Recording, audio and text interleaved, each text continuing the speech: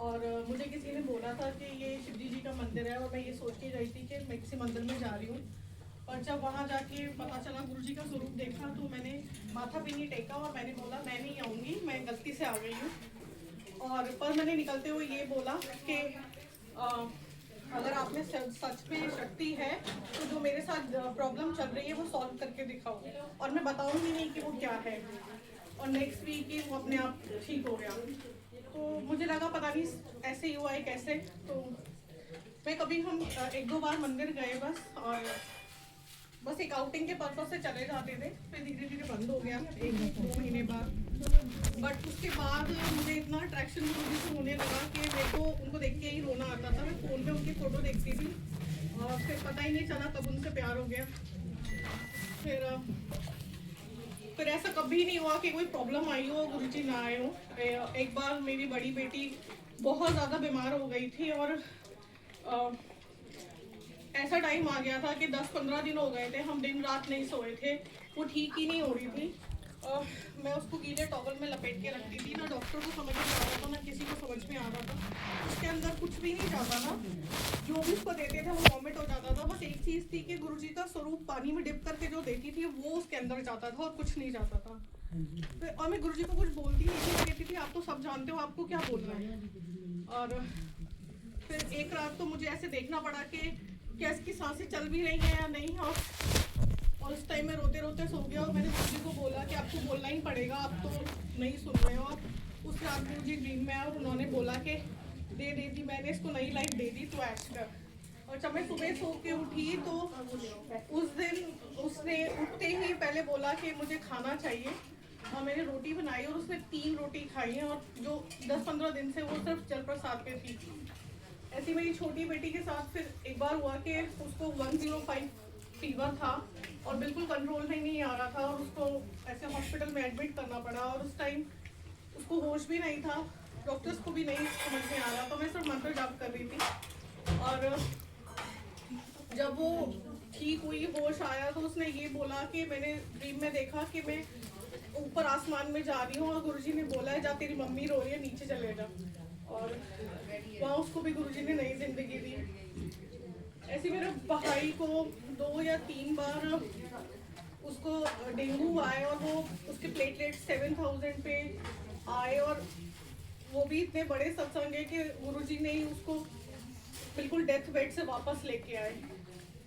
ऐसे मेरे हस्बैंड को एक प्रॉब्लम हुआ था, और जब हम डॉक्टर के पास गए थे तो उन्होंने बोला ये हार्ट का प्रॉब्लम है, और ये rarest of the rare disease है, और हमें नहीं पता इसको कैसे ट्रीट करेंगे। आप हिम्मत रखना कि बहुत यंग एज है, कैसे होगा पता नहीं। और हम डॉक्टर्स के पास जाते थे, घर आते थे तो कोई ना कोई सत्संग होता था। उस टाइम भी गुरुजी आए और उन्होंने मुझे कुछ दर्शन कराए थे ड्रीम में, और बोला था कि बहुत शक्ति है, ध्यान से। उससे पहले गुरुजी ने ऐसे दिखाया था कि बहुत बड़ी बड़ी वॉशिंग मशीन लगी है और जिसमें मेरे गंदे कपड़े धुल रहे हैं, जिनमें बहुत स्मेल है। और उसके बाद पता लगा था कि ये rarest of the rare disease है। फिर उनके टेस्ट हो रहे थे, दवाइयाँ चल रही थी, डॉक्टर ने कहा तैयार रहना मेंटली। और जब फाइनल रिपोर्ट्स आई तो डॉक्टर हैरान था कि ये 1 वीक में क्या हुआ है, ये तो वो है ही नहीं जिनको था, और उनको कोई प्रॉब्लम अभी नहीं है। ऐसी उनको पैरालिसिस भी हुआ था, जो कभी दिखता ही नहीं, अगर आप उनको देखोगे तो पता ही नहीं लगेगा कि वो पैरालिसिस भी हुआ, और वो 1 वीक में ठीक हुआ था। और ऐसे बहुत सारे सत्संग हैं, खत्म ही नहीं होंगे बोल भी।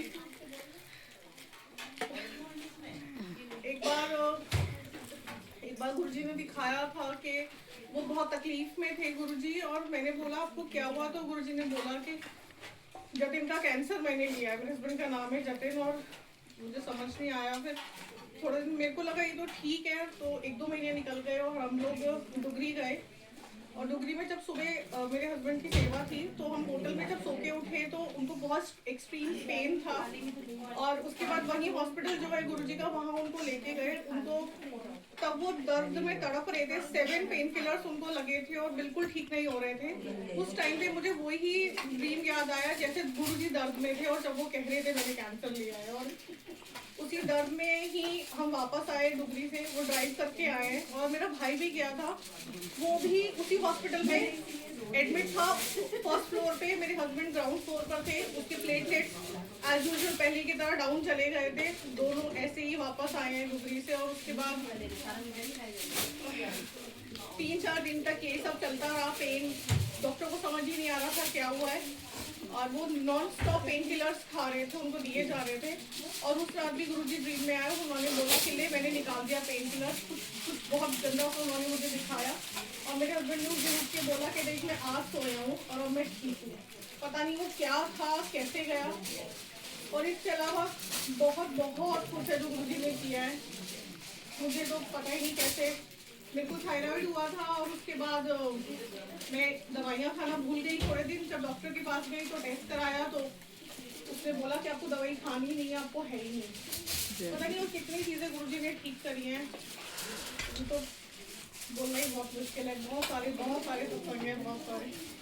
एक प्लेट ले दो इधर, एक प्लेट ले आना।